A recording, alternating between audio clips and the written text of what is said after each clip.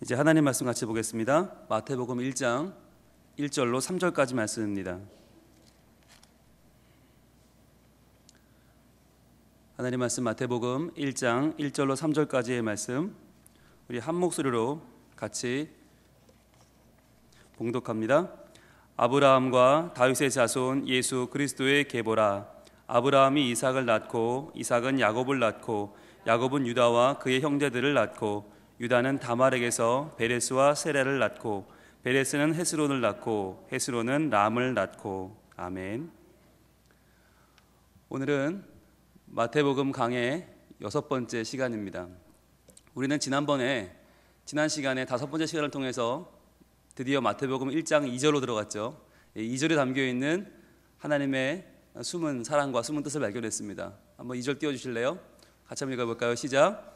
아브라함이 이삭을 낳고 이삭은 야곱을 낳고 야곱은 유다와 그의 형제들을 낳고. 이 말씀이었어요. 그런데 이 말을 읽는데 3초에서 5초 걸린다고 그랬죠. 그런데 이게 시간적으로 따지면 얼마나 걸리는 거예요? 네, 수백 년이죠. 수백 년. 그러니까 창세기 50장 한 편을 다 넣어서 이 한 절이 나온단 말이죠. 그러니까 하나님의 말씀은 하나님의 계획과 하나님의 뜻이 뭐냐? 시간의 압축이다 그랬어요. 시간의 압축. 시간의 압축이라는 말이 뭐였습니까? 기독교는 대표적인 시간의 종교라고 그랬죠. 그래서 시간의 종교라고 하는 말은 우리는 공간이 중요한 공간의 종교가 아니다. 그러니까 교회만 중요하고 교회에서도 본당이 제일 중요하고 본당에서도 강대상이 제일 중요하고 점점점 나가면서 덜 중요해지는 게 아니다라고 했죠. 그래서 예배를 드리고 나서 로비를 빠져나가면서 주차장을 내려가면서 점점 우리는 세상 사람들처럼 똑같이 변하지 않고 예배를 드릴 때에나 집에 있을 때에나 화장실에 있을 때에나 직장에 있을 때에나 내 어디에 있든지 동일한 모습으로 살아가야 한다라고 말씀드렸어요. 그래서 우리는 보면 남들, 특히 나를 아는 사람들 앞에서는 굉장히 거룩해요. 굉장히 깨끗해요. 그런데 나를 모르는 곳에 가면 돌변하죠. 그래서 남자들 같은 경우에는 출장을 가거나 해외 출장을 가거나 멀리 여행을 가면 일탈을 하는 경우들이 많이 있어요. 왜 그럴까요? 나를 모르니까. 내가 무슨 짓을 해도 모르니까 마음대로 내 마음대로 사는 거죠. 그런데 그것이 시간의 종교인 기독교에는 해당되지 않습니다. 불교 같은 경우는 공간의 종교라고 말씀드렸어요. 그래서 속세를 떠나서 산사에 들어가서 불당에 앉아서 내 모든 걸 잊고 거기서 깨달음의 자리로 들어가면 되는데 우리는 그게 아니라고 그랬어요. 그래서 시간의 종교라고 하는 의미는 우리의 일상이 모든 시간이 다 하나님의 지배를 받고 하나님의 것이다 라고 선언하는 것이었어요. 어디에 있든지 나는 언제나 하나님의 자녀고 하나님의 것이다. 이게 시간의 압축이라는 뜻이라고 말씀드렸고요. 그러고 보면 여러분 우리가 이 한 구절을 읽는데 아브라함은 이삭을 낳고 이게 예전에 읽던 것과 지금 우리가 새벽기도 시간에 창세기를 1장부터 쭉 지금 27장까지 읽고 있잖아요. 여기까지 와서 아브라함의 일생을 다 한번 관통을 했죠. 그 다음에 읽는 거는 여러분 느낌이 어떠세요? 아마 다를걸요. 그 전에 읽던 아브라함은 이삭을 낳고 아이고 낳았나 보지 이랬는데 이제는 아브라함이 이삭을 낳고 라고 하는 한마디가 얼마나 많은 우여곡절과 얼마나 많은 일들, 얼마나 많은 위기를 극복하고 하나님이 얼마나 많은 도우심 가운데 일어난 사건인가를 우리는 알 수 있어요. 그래서 유명한 말이 있어요. 유홍준 교수라고 하는 분이 나의 문화유산 답사기라고 하는 책에서 이런 말을 했죠. 사랑하면 알게 되고 알면 보이나니 이때부터 보이는 것은 이전과 같지 않으리라. 자, 다시 한번 사랑하면 알게 되고 알면 보이나니 이때부터 보이는 것은 그 이전의 것과 결코 같지 않다는 것이죠. 성경도 마찬가지입니다. 성경을 읽을 때 그냥 성경을 그냥 교회 가면 목사님이 풀어주겠지, 그래 뭐 구역장이 뭐 리더가 해주겠지가 아니라 말씀을 읽고 그 말씀을 묵상하고 그 말씀을 내 삶에 적용하는 만큼 그 말씀을 어떻게 해요? 사랑하게 되겠죠. 말씀이 그냥 사랑이 돼요? 말씀은 글로 배웠는데 어떻게 사랑이 돼요? 말씀을 하나님의 존재로 알고 열심히 그 말씀을 때로는 형광펜도 칠하고 때로는 동그라미 긋고 별표 칠하고 밑줄 긋다 보면 점점 그 말씀이 사랑하게 되거든요. 사랑하면 알게 된다. 아, 이게 이런 뜻이었구나, 이런 말씀이었구나 알게 돼요. 그러면 사랑하면 알게 되고 알면 보이나니 그랬어요. 보인다. 알면 그때부터 말씀이 눈에 쏙쏙 들어오기 시작해요. 이런 말씀이었구나. 안 보이던 게 보이기 시작합니다.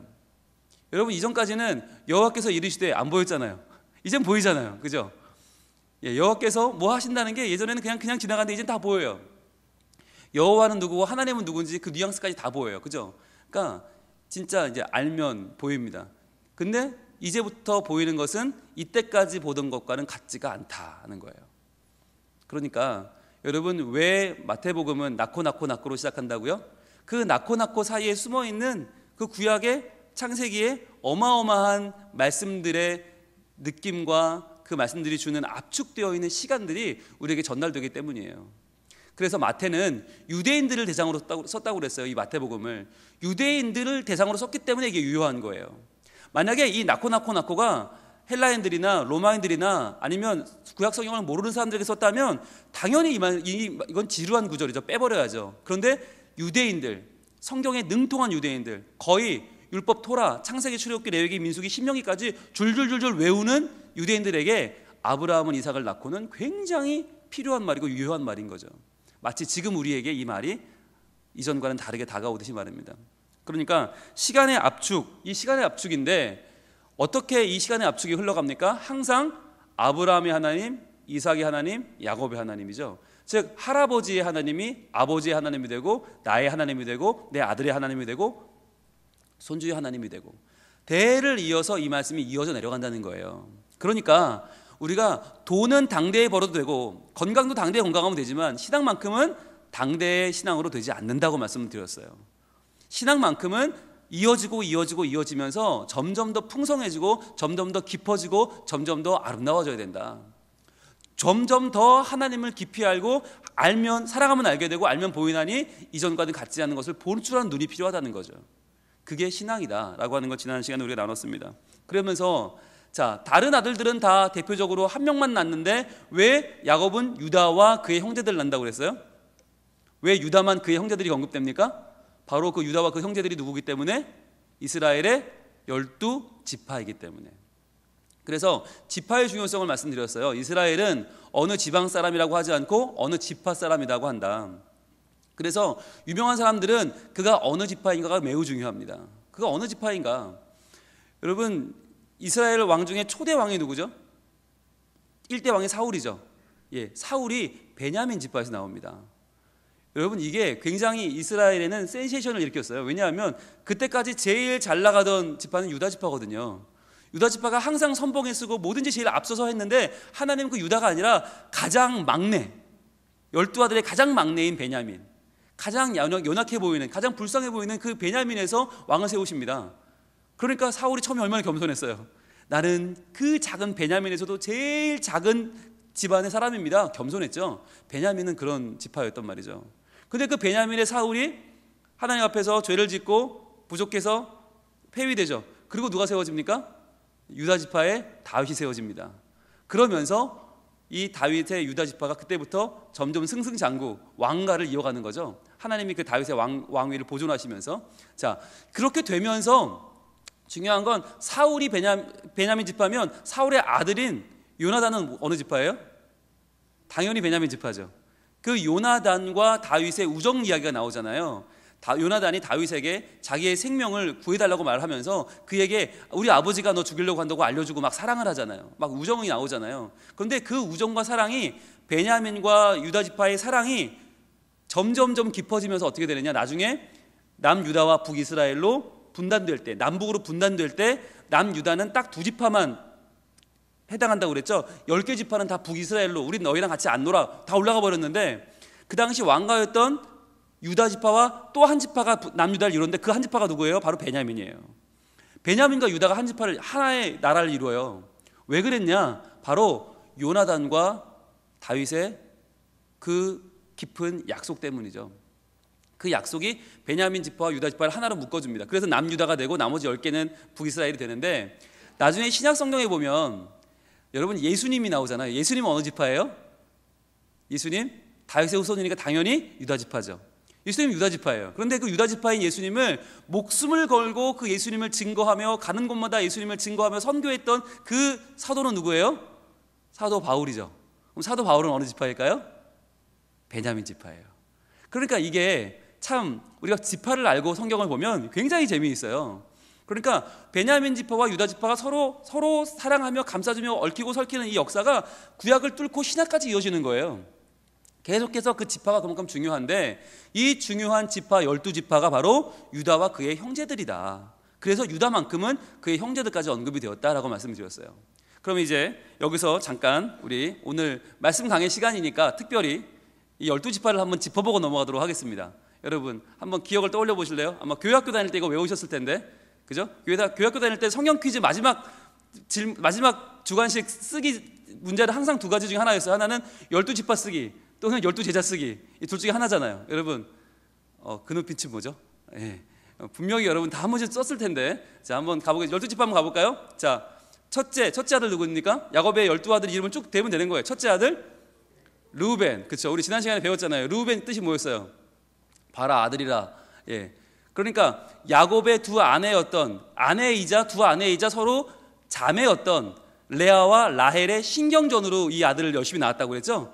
내가 더 훌륭한 아내야, 내가 진짜 아내야, 이거 보여주려고 아들 낳았다고 그랬죠. 첫 번째 레아가 아들을 낳았어요. 그 르우벤이었어요. 르우벤, 보라, 아들이라.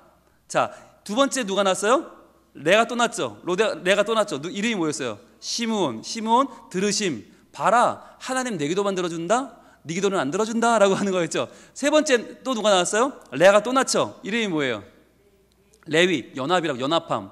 하나님은 이제 나에게 복을 주셔서 내 남편은 나만 바라볼 거야, 나랑만 연합할 거야, 그거죠. 레위였죠.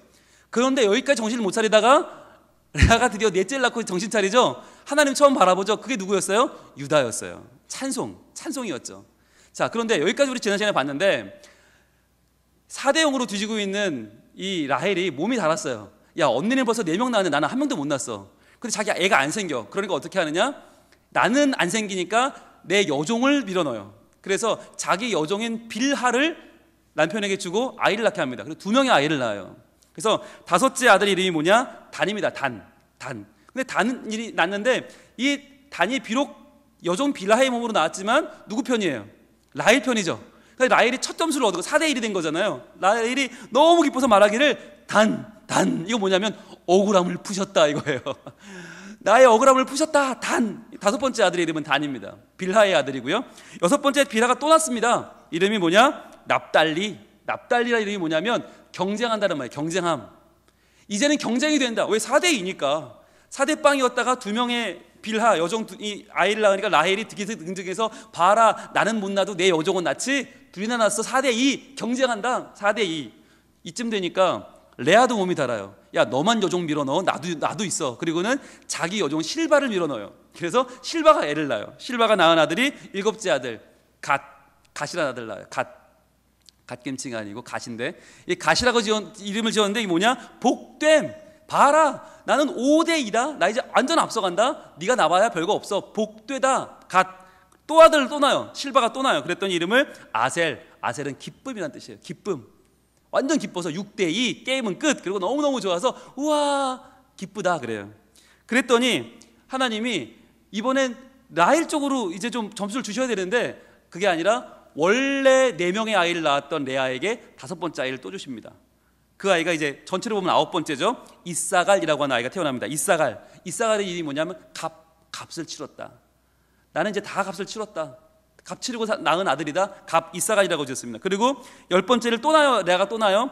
스불론은 거한다. 이제 내 남편은 나랑만 거할 거야 라고 하는 스불론이라는 이름을 지어요. 자, 그렇게 해서 10번째까지 낳고 마지막 2명은 지금까지 한 명도 애를 못 낳던 가장 사랑받는 아내 라헬이 아이를 들여놨습니다. 그 11번째 아들이 그 유명한 요셉입니다. 요셉의 이름은 뭐냐? 더함이라는 뜻이 더함. 예, 우리말로 하면 꽃배기라는 뜻이에요.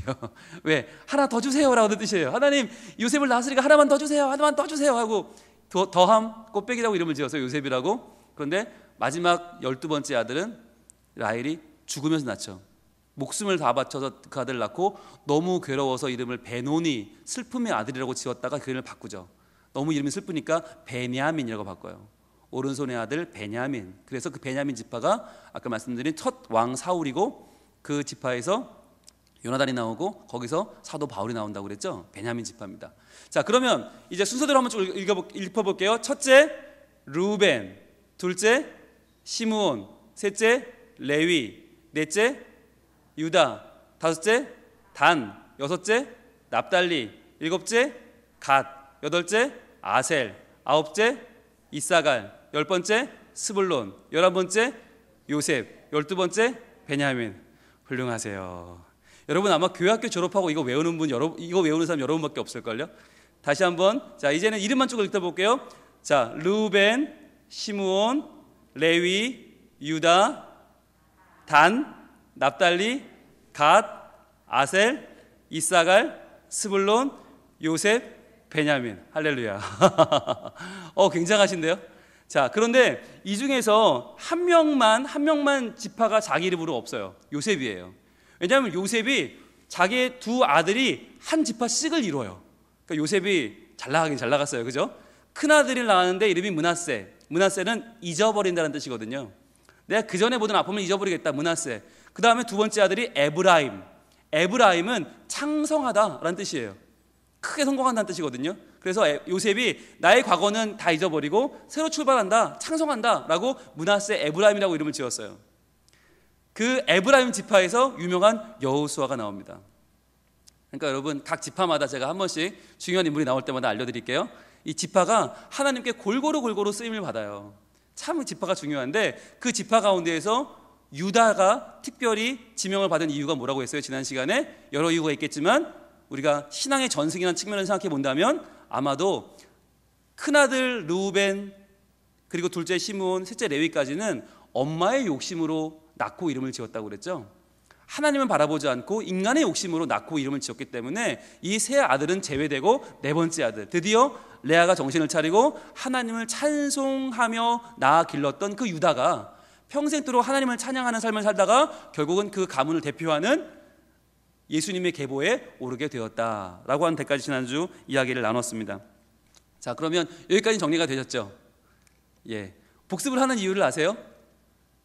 네, 복습을 하지 않으면 우리는 저건 또 무슨 얘기지? 라고 생각하게 돼요. 저건 언제 한 거지? 예, 지난주에 한 겁니다. 일주일밖에 안 지났습니다. 그러니까 복습을 한 번씩 하면서 저희가 한 번씩 다지는 거예요. 예, 분명히 알지만 들었지만 그러나 한 번 더 내가 다지면서 그렇지 내 마음속에 한 번 더 담는 거예요. 그리고 내 마음속에 새기는 거예요. 한 번 더. 말씀이 잊혀지는 건 좋아요. 그런데 말씀을 잃어버리면 안 되죠. 예, 그런데 말씀을 잃어버릴 리는 없어요. 중요한 건 말씀이 어딘가는 있어요. 그러니까 잊어버릴지언정 잃어버리지는 않아요. 중요한 때 생각이 나요. 그런데 중요한 때 생각이 나려면 어떻게 해야 되느냐? 평상시에 한 번 더 반복을 해줘야 돼요. 그래서 여러분 잊어버릴지언정 잃어버리지는 않기를 바랍니다. 어딘가는 꼭 반드시 잘 챙겨져 있기를 바랍니다. 자, 그러면 이제 오늘 본문을 들어갈 텐데 오늘 본문은 3절입니다. 3절 보여주세요. 1장 3절 시작. 유다는 다말에게서 베레스와 세라를 낳고 베레스는 헤스론을 낳고 헤스론은 람을 낳고. 자, 유다는 다말에게서라는 말이 들어갔죠. 여러분 다말에게서라는 말을 네모로 이렇게 한번 쳐보시겠어요? 여러분 펜을 가지고 오셨죠? 다말에게서 네모를 쳐보세요. 자, 이 전에는 누구에게서가 없습니다. 그렇죠? 아브라함은 이삭을 낳고 이삭은 야곱을 낳고 야곱은 유다와 그 형제들 낳고 누가 낳았다는 말이 없죠. 그러니까 성경은요 반복되는 게 참 중요한데 그것만큼 중요한 게 뭐냐면 반복하다가 갑자기 툭 튀어나온 게 더 중요해요. 아니 똑같이 낳고 하다가 갑자기 왜 다말에게서는 왜 나왔냔 말이에요. 그렇게 하려면 어떻게 해야 돼요? 아브라함은 사라에게서 이삭을 낳고 이렇게 해야 돼요. 정상이는 거죠. 이삭은 리브가에게서 야곱을 낳고 이렇게 해야 되는 거잖아요. 그리고 그렇게 따지면 어떻게 해요? 야곱은 레아와 라헬과 비라와 실바에게서 이렇게 나와 맞는 거죠. 그런데 그렇게 하지 않고 지금까지 잘 오다가 갑자기 유다에게서 왜 다말에게서라는 말이 들어갈까요? 왜일까요? 자, 이게 이제 오늘의 포인트인데 왜 갑자기 다말이 중요해지는가라고 하는 거죠. 그런데 여러분 여기서 한번 마태복음 이 예수님 계보에 나와 있는 남녀 성비를 한번 비교해 봅시다. 남녀 성비, 남자는 몇 명이 나올까요? 너무 쉬운 질문인가요? 네, 아브라함이 예수님의 42대 선조라고 그랬죠. 그러니까 몇 명이 등장할까요? 42명이 등장하겠죠. 네, 그런 눈으로 보시면 안 되고요. 42대 손이니까 42대, 그럼 예수님까지 43명이 등장하는 거 아니에요? 너무 간단하죠. 근데 42명이 등장하는데 여자는 몇 명이 등장하느냐? 여자는 몇 명 등장하느냐 한번 보겠습니다. 여러분 펜을 준비하시고 한번 표시를 해 보시겠어요? 자, 보시면 3절 보여주세요. 3절 마태복음 1장 3절 보여주세요. 자, 띄워주시고 1장 3절 표시해 봅니다.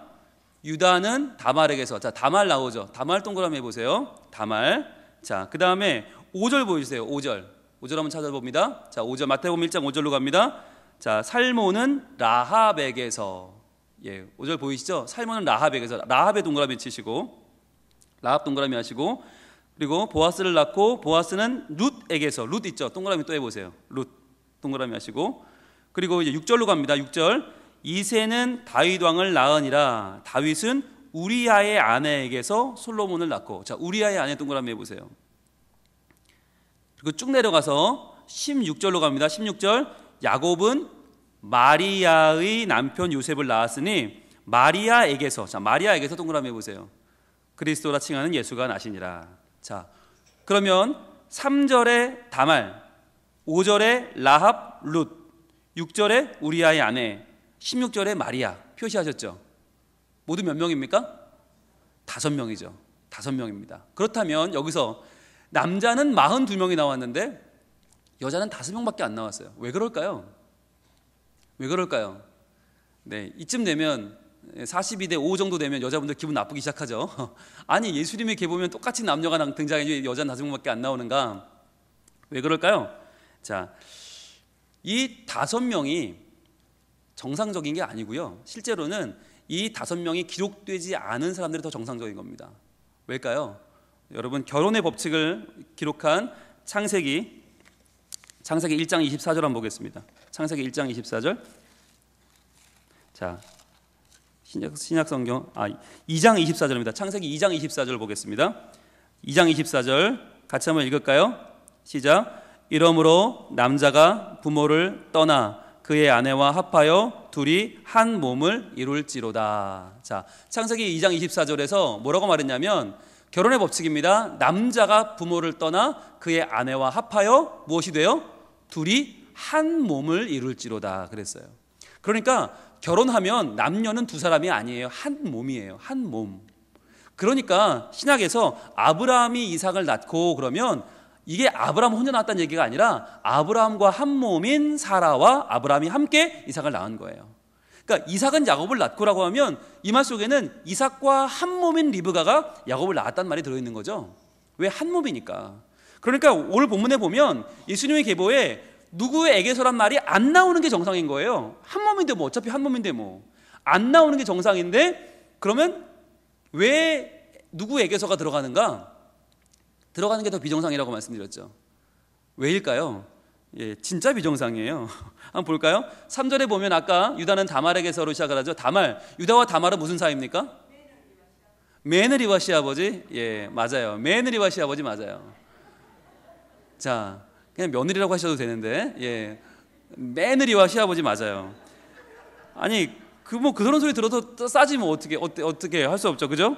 그런데 여기도 비정상적인데 5절에 나오는 라합이라는 여인은 직업이 뭐예요? 기생이죠. 예, 여리고성에 사는 기생이죠. 이 기생 라합이 여리고성에 들어왔던 정탐꾼 2명을 숨겨줍니다. 숨겨주었다가 약속을 받죠. 나중에 여리고성 무너질 때 빨간 줄을 내리면 그게 우리 집이니까 구해줘라. 구원을 받고 아마도 그 정탐꾼 중에 한 명과 결혼한 게 아닌가 싶어요. 그래서 대를 이어가죠. 자, 그러면 5절에 나오는 룻은 누굽니까? 룻? 예, 룻은 모압 여인입니다. 모압 여인. 여러분, 룻기에 나오는 룻이 바로 이 룻입니다. 예, 그러니까 모압 여인은 이방 여인이잖아요.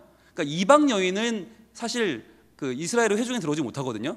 모압이 들어오지 못해요. 근데 그런 룻이 지금 예수님 계보에 들어있는 거죠. 자, 여기까지도 괜찮아요. 그래요. 나오미의, 예, 며느리 맞아요. 나오미의 며느리 맞아요. 예, 그러니까 여기까지도 야 이거 참 뭐 이래. 그리고 보게 되잖아요.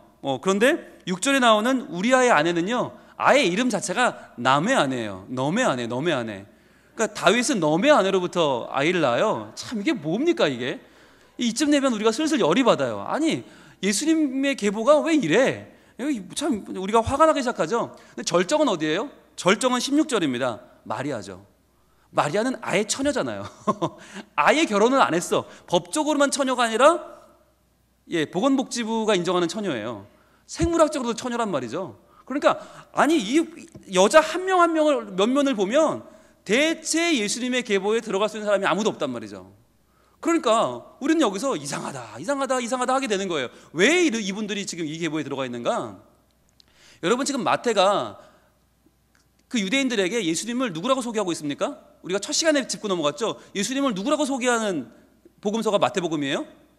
왕이죠, 왕. 자, 왕이라고 지금 소개하고 있는데 왕의 계보가 왜 이러냐고요. 왕의 계보는 왕비와 황후와 공주와 정말 의리 뻑적지근한 물이 나와도 지금 시원찮은 판국에 마치 그런 거죠. 목사님 신방 오셨는데 안방에 빨랫줄 이렇게 거실에 걸고 거기다가 런닝 팬티 뭐 구멍난 스타킹 이런 거 다 그냥 줄줄이 늘어놓고 어머 목사님 오세요 하는 순간에 목사님이 아이고 못 볼 걸 봤네요 막 이런 느낌이잖아요 지금. 아니 예수님의 계보인데 마치 진짜 다 집안에 런닝 셔츠 걸려있고 빨래 걸려있고 막 이런 느낌이잖아요. 이게 뭐지? 이거 좀 치우고 좀 계보를 쓰지. 아니면 안 쓰면 되잖아요.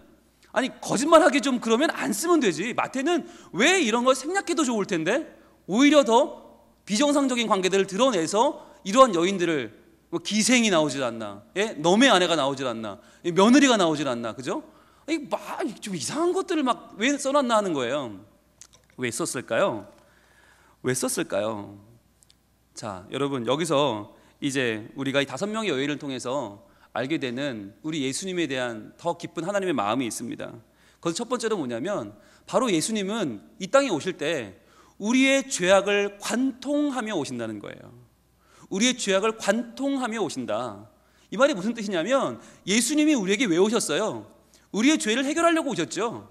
그런데 우리의 죄를 해결하는 그 예수님은 자, 나는 손에 전혀 죄 안 묻힐 거야. 나는 전혀 죄하고는 관련이 없어. 나한테 죄라는 건 나한테 갖고 오지도 마. 자, 난 더러운 죄는 쳐다도 보기 싫지만 한번 너에게 치료해 줄게가 아니라 예수님 자체가 이 땅에 오실 때 죄인의 역사를 통하여 죄인의 역사를 관통해서 오셨다는 거예요.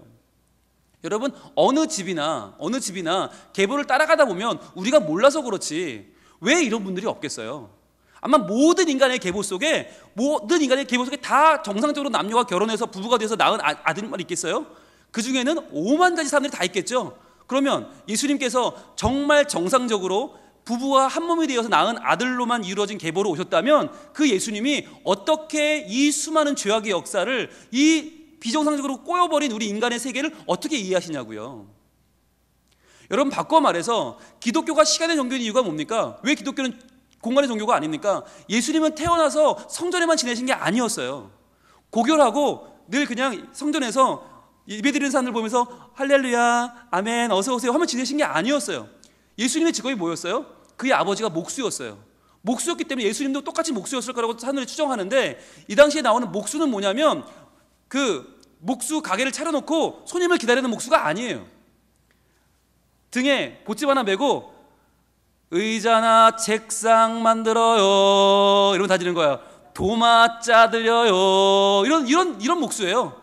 집집마다 다니면서 그 당시 다 목재니까 다 나무니까 어느 집에서 아이고 목수 양반 일로 와보세요. 우리 집 한쪽 의자가 다리가 나갔네. 그래요? 뚝딱뚝딱해서 자 됐죠? 그러면서 아이고 덥죠? 물이나 한 그릇 먹고 가요. 예. 그런데 마시면서 그거 들었어요? 옆집에 누가 말이야 뭐 싸워가지고 밤에 난리가 났대. 그래요? 아이고 우리도 걱정해. 우리 아들 놈도 맨날 싸우고. 아이고 왜 그럴까요? 그럼 목수가 뭐 하는 사람이냐면 집집마다 다니면서 여러분 기억나세요? 옛날에 아모레 아줌마 기억나세요? 아모레 아줌마 주다나 아줌마 기억나세요? 집집마다 가면서 어머 언니 화장품이 이렇게 안 먹는 이유가 있어요. 언니 탓이 아니야. 화장품을 바꿔봐요. 이러면서 막 화장품 하나씩 상담을 해주면서 그렇게 삶의 이야기 우환을 나눠주던 그 아모레 아줌마 주다나 아줌마 역할이 누구냐? 목수였단 말이에요. 그러니까 목수가 집집마다 다니면서 하나하나 나무로 된 거 고쳐주고 그러면서 문 고리 바꿔주고 그러면서 그 사람들의 삶의 애환을 나누는 그런 역할을 했단 말이에요. 그러니까 예수님이 뭐 정말 손에 물 한 모금 안 묻히고 물 한 방울 안 묻히고 손에 때 하나 안 묻히고 고결하게 사신 분이 아니라 모든 인간의 더러움과 추함과 약함을 직접 경험하면서 직접 그들과 함께 교류하며 사셨다라고 하는 거예요. 이게 우리에게 뭘 알려줍니까? 우리가 살아가면서 예수를 믿는다고 하지만 우리는 얼마나 여전히 허물이 많고 여전히 죄가 많고 여전히 삶의 애환이 얼마나 많아요. 그런데 그 애환과 삶의 여러 가지 문제들을 예수님은 거부하거나 피하시거나 야 그건 좀 됐고 야 그냥 난 예배만 받을게 이게 아니란 말이에요. 들어오셔서 우리의 죄악을 관통하면서 그 죄악을 직접 손으로 묻히면서 그 죄악 가운데 헤집으면서 야 비켜봐 가만히 있어봐 내가 치료해 줄게 이렇게 들어오시는 두 손 걷어붙이고 우리 삶 가운데로 파고 들어오시는 분이란 말이에요. 그분이 바로 우리의 주님이시다. 그래서 그 예수님이 태어나실 것을 예언한 마태복음 1장 21절은 이렇게 기록하고 있습니다. 마태복음 1장 21절입니다. 같이 읽어봅니다. 아들을 낳으리니 이름을 예수라 하라. 이는 그가 자기 백성을 그들의 죄에서 구원할 자이심이라 하니라. 자, 여기서요 예수라는 이름 뜻을 설명하는데 예수는 구원자다 해도 되죠. 예수는 구원자다 해도 말이 돼요. 그런데 그렇게 표현하지 않고 어떻게 표현했어요? 그가 자기 백성을 그들의 죄에서 구원한다는 거예요. 아주 구체적이죠. 그러니까 그를 왕으로 모시는, 그를 왕으로 섬기는 그들의 백성들의 삶 가운데로 들어가서 그들이 짓고 있는 죄 가운데로 파고든다는 내용이에요. 그들이 지었던 죄, 그들이 지을 죄, 짓고 있는 그 모든 죄 가운데서 한가운데로 들어가서 그 죄를 마치 난지도에 들어가서 그 쓰레기를 뒤지면서 반지 하나를 찾듯이 그렇게 우리의 죄 가운데로 들어오셔서 파고 해치고 해쳐서 우리를 치료하고 회복시키는 분이 바로 예수님이다라고 하는 거예요.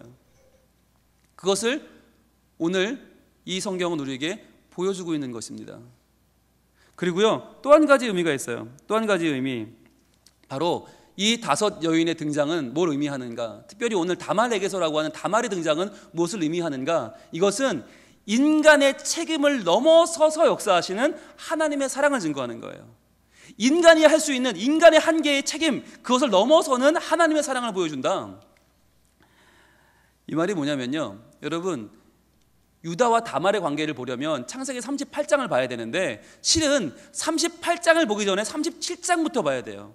유다가 왜 그런 일을 했는가를 알려면, 유다가 한 일만 나오면 38장이지만 실제로 왜 유다가 그랬는가를 알려면 37장부터 봐야 되는데 37장 18절 19절 띄워주실래요? 자, 바로 여기에는 야곱의 12아들 가운데에서 야곱이 특별히 사랑했던, 가장 사랑하는 아내 라헬이 낳은 첫아이 요셉에 대한 아버지의 어마어마한 사랑과 그 사랑을 받는 요셉과의 관계를 질투하는 나머지 형들의 이야기가 나와요.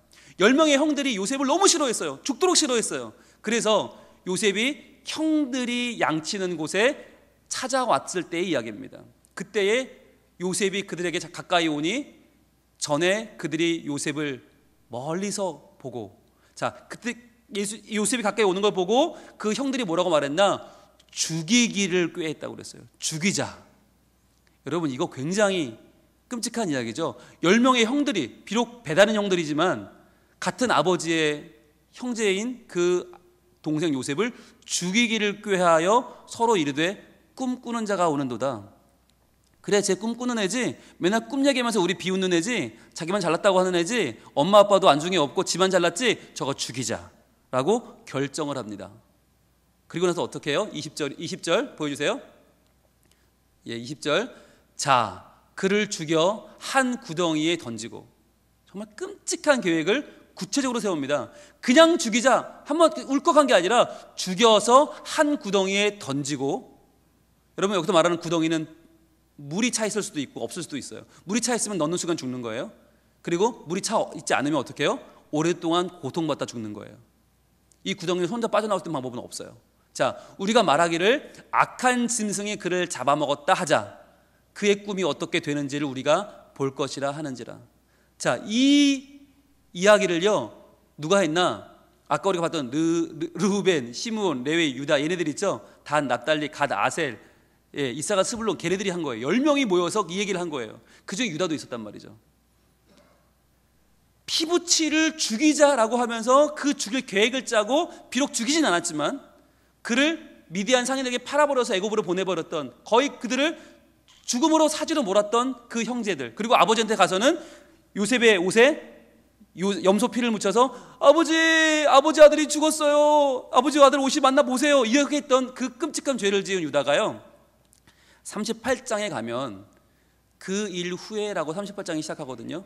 그 일 후에 수많은 자책감과 죄책감을 느끼면서 유다가 그냥 아무 여자하고나 결혼을 합니다. 이름도 없는 여자랑 결혼을 합니다. 그리고 아들 셋을 낳아요. 그 세 아들의 이름이 뭐냐면 바로 엘, 오난, 셀라예요. 엘과 오난과 셀라라고 하는 세 아들을 낳아요. 자, 그런데 엘과 오난, 셀라. 엘은 파수꾼이라는 뜻이에요. 파수꾼. 네 인생을 하나님의 말씀에 파수꾼으로 삼아라. 굉장히 좋은 이름을 지었는데 이 엘이 악을 행하다가 하나님이 이렇게 벌을 받고 죽어요.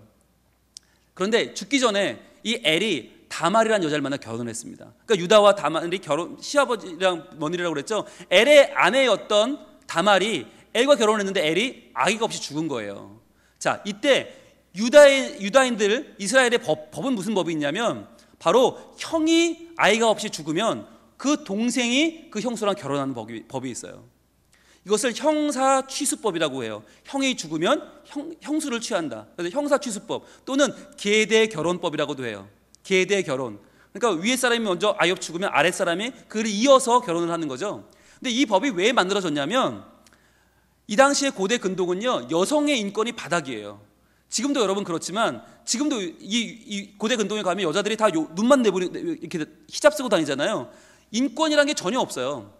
그러니까 그 당시에 어땠겠어요? 수천 년 전엔 더 했겠죠. 그러니까 여자들이 일을 할 수도 없고 여자들은 어떠한 경제활동도 할 수 없는데 믿었던 남편이 죽으면 이 아내는 그때부터 거지가 되는 거예요. 그때부터 아무것도 할 수 없어요. 가장 하층민이 돼요. 그래서 성경에 나오는 가장 하층민이 고아와 과부죠. 네, 돈을 벌 수 있는 남자가 없으면 그 과부는 가장 밑바닥 인생이 돼요. 그걸 막기 위해서 만든 게 뭐냐? 바로 형이 죽으면 동생이라도 그와 결혼을 해서 아이를 낳으면 그 아이를 누구의 아이로 쳐주냐? 형의 아이로 쳐주는 거예요. 그러니까 형이 원래 낳아야 했던 아이를 둘째가 낳는 거예요. 그러면 그 아이가 형의 자녀가 되어서 그 자녀가 모든 재산을 받아요. 그러면 그 재산을 엄마가 함께 누리는 거예요.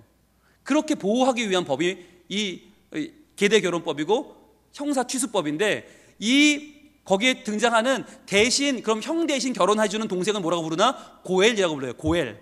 그래서 고엘법이기도 해요. 고엘이라는 말은 뭐냐면 구원자라는 말이에요. 구원자. 그러니까 남편이 죽고 이제는 가난에 빠지게 될 그 형수를 구원하는 동생이 등장하는다. 그게 고엘법인데 문제가 뭐냐? 이 엘이라는 동생, 파수꾼의 동생이 오난인데 오난은 힘이 세다는 뜻이거든요. 이 힘이 세다라는 뜻의 오난이 형수를 취해 결혼을 했어요. 그래서 부부 생활을 하는데 문제는 애를 안 낳네요. 보니까 그냥 애가 안 생기는 게 아니야. 이 사람이 일부러 씨를 밖으로 버리는 거예요. 이걸 성경은 뭐라고 기록하냐면 땅에 설정했다라고 말해요. 그러니까 개인적으로 피임을 하는데 이게 왜 그렇게 했을까요? 여기서 아이를 낳으면 그 아이가 누구의 아들이라고요? 형의 아들이 된다고 그랬죠. 그러니까 아이가 안 생기면 아버지의 모든 재산은 다 내 건데, 내가 둘째니까, 내가 이제 장자니까 다 내 건데, 지금 내가 형수랑 애를 낳아버리면 이 아이가 형의 아들이 되면서 모든 재산이 얘한테 간단 말이에요. 나는 거지가 된단 말이죠. 그러니까 지금 오나는 돈 때문에, 재산 때문에 이 형수를 이용하고 있는 거죠. 그럼 결국에는 형수와 결혼한 게 아니라 형수와 간음에 빠진 거죠. 결국 성적으로 이용을 한 거죠. 그랬다가 오난이 하나님께 벌을 받아 죽습니다. 자, 여기서 문제. 큰아들 엘 죽죠. 둘째 아들 오난 죽죠. 셋째 셀라만 남았는데, 여러분 셀라는 대가란 뜻인데 대가란 뜻으로 지은 세 번째 아들이 남았는데 이 셀라가 얘도 죽으면 어떻게 돼요? 대가 끊기죠. 유다가 마음이 급해진 거예요. 그래서 다말에게 셋째 셀라를 주지 않았어요. 원래 법대로 하면 고엘로 셋째를 줘야 되는데 주지 않고 유다가 시간을 끕니다. 그리고는 야 친정 가서 기다려. 그리고는 시간을 하염없이 기다리는 거예요. 하염없이 기다리니까 이 다말이 기다리다 못해서 어떻게 했느냐. 자, 고엘로 셋째 아들을 안 줘? 그러면 나는 또 다른 고엘을 구할 거야. 자, 또 다른 남자가 누가 있어요? 시아버지. 그래서 자기 변장을 합니다. 못 알아보게끔 다른 모르는 여자처럼 변장을 하고 자기 시아버지가 양털 깎는 바로 그 장소에 나타납니다. 여러분 양털을 깎는다는 건 유목민에게는 추수 때와 마찬가지예요. 추수 때를 우리말로 바꿔 말하면 적금 타는 날이에요. 그러니까 적금 타러 가서 이 유다가 막 마음이 흥청망청하고 아내도 죽었겠다, 뭐 아들도 둘 죽었겠다, 마음이 허전하니까 낯선 여인을 보고 창녀인 줄 알고 그 여인과 관계를 맺어요. 그러면서 증거물로 자기의 도장과 끈과 지팡이를 줍니다. 그런데 나중에 소문이 들려오는데 자기 며느리 다말이 애를 가졌다는 거예요. 아니, 엘도 죽고 오난도 죽고 셀라는 안 죽는데 어떻게 애를 가져요? 그래서 죽이자. 그리고 불러냈더니 그 다말이 주섬주섬 뭘 꺼내는데, 아버지, 이 도장과 끈과 이 지팡이의 주인이 저를 임신하게 만들었습니다. 딱 보여주니까 자기 거잖아요. 그 도장이 뭐라고 써 있을까요? 아마 유다 이렇게 써 있었겠죠. 그 당시에 도장과 끈과 지팡이는 오늘날로 말하면 신분증과 크레디트 카드입니다. 그걸 다 맡기고 줬다가 유다가 낭패를 당하죠. 그러면서 다말이 목숨을 건지고 애를 낳는데 그 두 아이가 쌍둥이였다는 거예요. 그래서 베레스와 세라라고 하는 두 쌍둥이를 낳습니다. 자, 그러면 여기서 이제 다시 돌아옵니다. 왜 예수님의 족보에 이렇게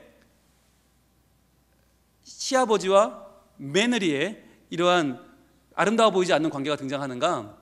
이건요, 두 사람이 불륜에 빠진 게 아니에요. 이거는요, 시아버지 유다가 당연히 했어야 될 고엘법을 시행하지 않으니까, 율법을 지키지 않으니까, 대를 잇지 않으니까 이렇게 대가 끝나버리고 이렇게 다 망해버릴까 봐 다말이 생각해낸 또 하나의 고엘인 것이죠. 그래서 자기 시아버지를 통해서 자기가 애를 낳고 대를 이어가는 것이죠. 여러분, 여기서 우리가 뭘 봐야 되냐면 인간의 책임을 넘어서는 하나님의 사랑이라고 했잖아요. 인간의 책임은 뭐냐? 고엘법을 시행하면 돼요. 형이 죽으면 동생이 들어가면 돼요. 동생이 죽으면 또 그 동생이 들어가면 돼요. 오죽하면 예수님께 나와서 물어봤던 질문 중에 하나가 뭐냐면 7명의 형제가 있었는데 한 명씩 결혼했는데 애 없이 죽고 7명이 다 애를 못 낳고 죽었으면 천국 가서 그 여인은 누구의 아내가 됩니까? 라고 하는 질문을 할 정도로 그 당시 이 유대인들에게 고엘법은 굉장히 중요한 문제였어요. 누구나 알고 있는 문제였고 이걸 누구나 했어야만 했어요. 이걸 하지 않으면 자기 신을 벗어 던지면서 나 이거 안 해 해야 되는데 이거는 굉장히 수치스러운 일이었어요. 그런데 이런 수치를 유다가 감행하죠. 자기 아들을 주지 않죠. 고엘법을 시행하지 않죠. 왜? 두려우니까. 아들을 잃을까 봐 두려우니까. 여러분, 그런 환상이 있잖아요. 우리는 내 아들이 죽으면 그건 누가 잡아먹은 거예요? 며느리가 잡아먹었다는 거죠. 예, 저게 내 아들을 잡아먹었다. 이런 그 말도 안 되는 망상이 있어요. 그러니까 엘도 죽고 고엘로는 어떤 오난도 죽고 나니까 그들이 악한 건 생각하지 않고 유다가 망상에 빠져서 나 세라할 때까지 주면 얘까지 잡아먹겠지? 안 죽은 거잖아요. 인간의 책임을 다하지 않았어요. 그런데 다말은 인간의 책임을 넘어서는 말도 안 되는 또 하나의 고엘을 생각해낸 거죠. 그래서 대를 이어간 거죠. 왜 이 고엘이 예수님의 족보 가운데 등장하는가? 바로 예수님이 우리에게 오셨다고 하는 것이 뭐냐면 인간의 책임을 넘어서서 하나님께서 우리에게 다가오시는 또 하나의 놀라운 고엘이기 때문이에요. 예수님이 고엘이신 거예요. 무슨 말이냐? 인간의 방법으로는 도저히 대를 이룰 수가 없어요. 왜? 우리는 대를 이어봤자 죄인이니까. 죄인이 죄인을 낳고 죄인이 죄인을 낳아서 결국 죄로 끝나버릴 인생을 하나님이 의롭게 바꾸기 위해서 말도 안 되는 하나님의 구원자, 하나님의 고엘을 우리 가운데 보내신 거예요. 그 고엘이 누구냐? 바로 예수님이라는 거예요. 예수님께서 그의 백성들 가운데로 들어오셔서 그 백성들의 죄를 파헤치시고 그 죄 가운데 온 머리부터 발끝까지 다 그 죄 더미로 다 젖어가면서 다 적셔가면서 다 더럽혀가면서 무엇을 했는가? 그 죄의 뿌리를 뽑아버린 거예요. 그래서 더 이상 그 죄의 뿌리인 사망을 뽑아버리시고 이제는 사망이 없고 눈물이 없는 하나님 나라를 여시는 거예요. 그 십자가 위에서 우리의 모든 죄를 다 씻으시고 그 보혈로 우리의 죄를 다 100% 씻으신 다음에 주님은 사망과 싸워서 3일 만에 부활하시죠. 그리고 외치시는 겁니다. 봐라, 이제 사망은 없다. 봐라, 이제 죄의 권세는 끝났다. 너희는 자유다. 너희는 이제 하나님의 사람이다. 너희는 나의 부활을 이어갈 존재들이다 라고 말씀하시는 거죠.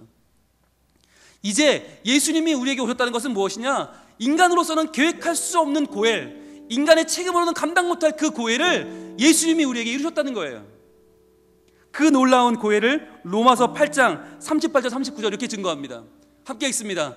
내가 확신하노니 사망이나 생명이나 천사들이나 권세자들이나 현재일이나 장래일이나 능력이나 높음이나 깊음이나 다른 어떤 피조물이라도 우리를 우리 주 그리스도 예수 안에 있는 하나님의 사랑에서 끊을 수 없으리라. 아멘. 이 세상 그 무엇도 우리를 끊을 수 없다는 거예요. 아무리 유다가 두려워했지만, 아무리 유다가 망상에 빠졌지만, 아무리 유다가 자식을 아끼다 내주지 않았지만, 그러나 말도 안 되는 고엘로 다말에게서 베레스와 세라가 낳은 것처럼 우리도 여전히 두려워하고, 우리도 여전히 아깝고, 우리도 여전히 할 수 없고, 우리도 여전히 불가능한 이 죄와의 싸움에서 우리는 이 죄를 어찌할 수 없는 상황에서 우리 가운데 오셔서 죄와 맞서, 죄와 대면해서 죄를 해결하시고 죄를 씻으신 그 예수님께서 우리의 놀라운 고엘이 되어주시는 것입니다. 이제 우리가 해야 될 일은 무엇인가요? 그 주님을 찬양하는 겁니다. 그 사랑이 얼마나 큰 것인지 다 표현 못해도 나 표현하리라. 다 고백 못해도 나 고백하리라. 다 알 수 없어도 나 알아가리라. 다 담지 못해도 나 닮아가리라. 다시 한번. 다 표현 못해도 나 표현하리라. 다 고백 못해도 나 고백하리라. 다 알 수 없어도 나 알아가리라. 다 담지 못해도 나 닮아가리라. 그 사랑 얼마나 아름다운지, 그 사랑 얼마나 날 부욕해 하는지, 그 사랑 얼마나 크고 놀라운지를, 그 사랑 얼마나 나를 감격하게 하는지. 우리는 살리는 그 사랑 찬양합니다. 그 사랑 얼마나, 그 사랑 얼마나 아름다운지, 그 사랑을 노래합니다. 그 사랑 얼마나 날 부욕해 하는지, 그 사랑 얼마나 크고 놀라운지를, 그 사랑 얼마나 나를 감격하게. 한 번 더 찬양합니다. 그 사랑 얼마나, 그 사랑, 그 사랑 얼마나 아름답습니다. 그 사랑 얼마나, 날 부욕해 하시는, 날 부욕해 하는 그 사랑, 그 사랑 얼마나 크고 놀라운지를, 그 사랑 얼마나 나를 감격하게 하는지. 이 시간 기도하겠습니다. 우리 같이 기도할 때 하나님, 내게 다가오시는 하나님의 사랑을 찬양합니다. 죄에 빠져 죄에 죽을 나를 구원하기 위하여 내 인생의 고해로 다가오신 예수 그리스도를 찬양합니다. 그 사랑 다 표현할 수 없지만, 다 알 수 없지만 하나님 그 사랑 가운데 거하기를 소망합니다. 주여 그 사랑이 부어주시고 그 사랑으로 인하여 감격하며 살게 하시고 그 찬양을 찬양하며 살게 하여 주옵소서. 주여 한번 외치고 기도합니다. 주여. 아버지 하나님, 우리에게 다가오신 예수님의 사랑을 찬양합니다. 주님, 우리는 그 죄를 이길 수도 없고, 우리는 그 죄를 대변할 수도 없고, 우리는 그 죄와 상대할 수 없고, 우리는 그 죄를 어찌할 수도 없는데, 주여 우리 부족한 인간의 기복 안에 들어오신 예수님을 찬양합니다. 주여 우리의 고해이신 주님을 찬양합니다. 말도 안 되는 죄의 해결자, 말도 안 되는 우리 인생의 구원자 되신 예수님을 찬양합니다. 주여 우리 인생에 다가오신 예수님을 찬양합니다. 주여 얼마나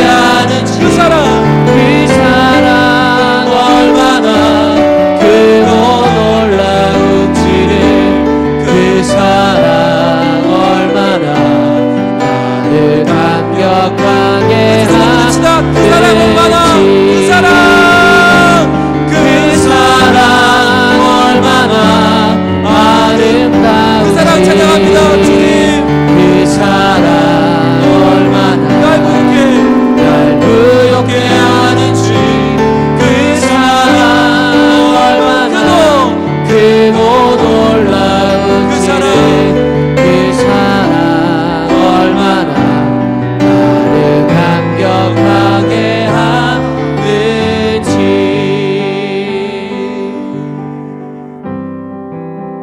아버지 하나님, 이 시간